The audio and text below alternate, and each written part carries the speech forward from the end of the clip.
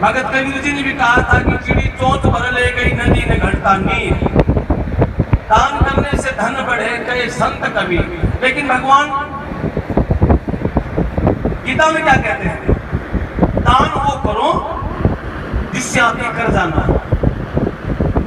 दान कर्जा करके दान करते हो ना, उससे पाप लगेगा। इसलिए दान वो ही करना चाहिए। 2 रुपया कमाया, अपने बच्चों के लिए, परिवार के लिए, घर के लिए बचा, उसमें से अगर 1 रुपया 8 आना अगर दान किया तो जरूरी नहीं हम कि मंदिर में दान करें, नहीं, कहीं भी किसी गरीब इंसान के बच्चा या बेटा या बेटी को पढ़ाओ, सबसे बड़ा दान। किसी की गरीब की बेटी की शादी में दान करो, सबसे बड़ा दान। आपका पड़ोसी कोई बीमार पड़ा है और उसके लिए दवाई के लिए पैसे नहीं है, आप उनको जाकर के उससे राम राम करके अगर आप 500 रुपया की दवाई के दान करते हो, वक्त तो सबसे बड़ा दान। बाबा जी ने कह दिया भंडारा करेंगे बेटा, कितना दान दोगे? भंडारा, इस समय में भंडारे की जरूरत नहीं। आपको भी मैं मिठाई बांटना शुरू करूंगा तो आप में से 10 लोग ये कहेंगे महाराज जी मेरे शुक्र है, मैं तो नहीं देता। क्या फायदा?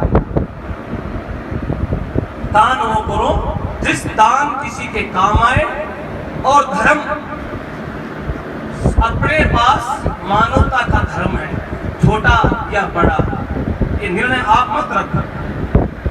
जिसका घर बड़ा है वो बड़े घर वाला है, जिसके पास पैसे ज्यादा हैं वो बड़े पैसे वाला है।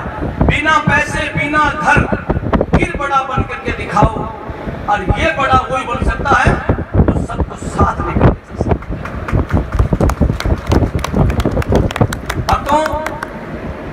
ये हमारे भारद्वाज जी ने बेटी का नाम रखा सरस्वती। बेटी का नाम ही है ना सरस्वती। वाक्य में ये बेटियां सरस्वती हैं।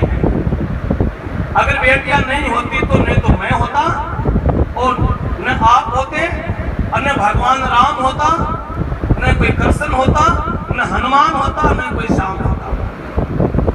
सब बेटियों का ही कृपा है, बेटियों का ही आशीर्वाद है, और बेटियों के नाम से ही बाप का नाम बड़ा होता है।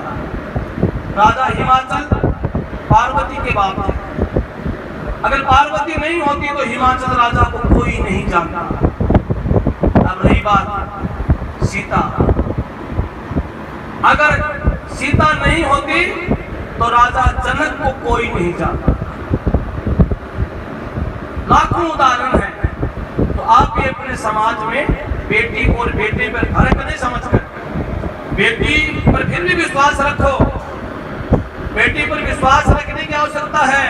बेटी कभी भी कलंकित नहीं करती। इस युग में विश्वास कम रखना है तो बेटे पर रखना है, कहीं से भी हुलाना लेकर के आ सकता है। इसलिए बेटियों पर विश्वास रखो, बेटियों को आगे बढ़ाओ। बेटी हमारे समाज की लता है, बेल है, और जब हम जिस बेल में जैसे संस्कार डालेंगे, जैसे खाद और पानी देंगे, इस प्रकार के फल जिस बेल के लगते हैं, इस प्रकार ही हमारी बेटी में हम जैसे संस्कार देंगे, आगे जाकर के समाज में वैसा वो फल देगी, वैसा वो फूल देगी, और वही फल जो खाएगा आपके परिवार को मीठा बताएगा, वो कहेगा बहुत अच्छे समाज का फूल है, बहुत अच्छे समाज की बेटी है, अच्छे समाज का वंश। तो भक्तों, आप लोग भी अपनी बेटियों को शिक्षा के साथ जोड़ो। और हमारे भारद्वाज जी ने जो इंस्टीट्यूट कर रखा है, मैं तो इनसे 2 महीना पहले से जानता हूँ। हालांकि ये मंदिर में तो सर कितने दिनों से जाते हो? 1 साल से जाते हैं। अमरपुरा में वैसे लाखों लोग आते हैं भाई, वहाँ इंट्रोडक्शन तो होता नहीं। वहाँ तो कितना ही बड़ा आदमी आए, हमारे मंदिर की वहाँ गरिमा है। सबको दरबार में उसी मिट्टी पर तो एक राजा को बैठना पड़ता है, उसी मिट्टी पर एक रंग को बैठना पड़ता है। कई लोग आप में से गए भी होंगे, उनको पता भी। भारद्वाज मिले थे, महाराज ब्राह्मण हूँ, इंस्टीट्यूट कर रहा हूँ। मैंने कहा इंस्टीट्यूट में कमी आ, क्यों? इंस्टीट्यूट कब चलता है? गुरुओं के द्वारा। मंदिर कैसे चलता है? भगत के द्वारा। समाज कैसे चलता है? घर के गार्जियन के द्वारा। मोहल्ला कैसे चलता है? अच्छे पार्षद के द्वारा। नगरी कैसे चलती है? अच्छे अच्छे लोगों के द्वारा। तो आप अपने इंस्टीट्यूट में अगर अच्छे बच्चों